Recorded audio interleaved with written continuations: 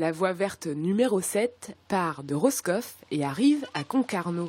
Sur les 5 derniers kilomètres du côté de Concarneau, les travaux débutés en septembre 2015 sont bientôt terminés.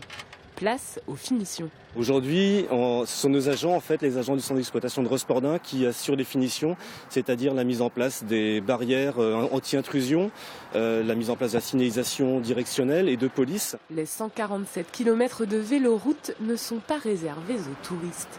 À Concarneau, c'est aussi un moyen de se déplacer au quotidien.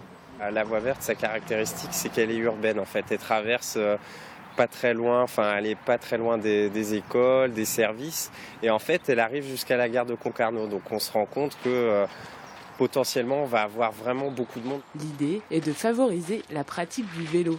Donner l'envie à l'ensemble des Finistériens, vraiment au grand public, aux familles, aux personnes qui n'ont pas l'habitude d'essayer de délaisser un petit peu la voiture, de se déplacer différemment et puis de prendre le vélo.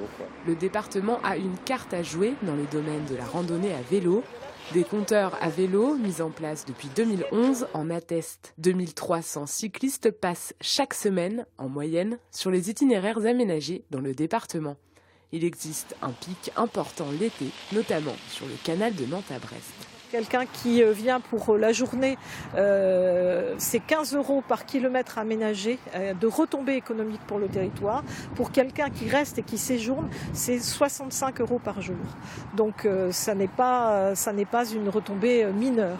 Si certains riverains sont déjà sur la voie, elle ne sera officiellement ouverte que fin mai. Rendez-vous les 28 et 29 mai pour fêter cette voie verte qui relie la Manche à l'Atlantique.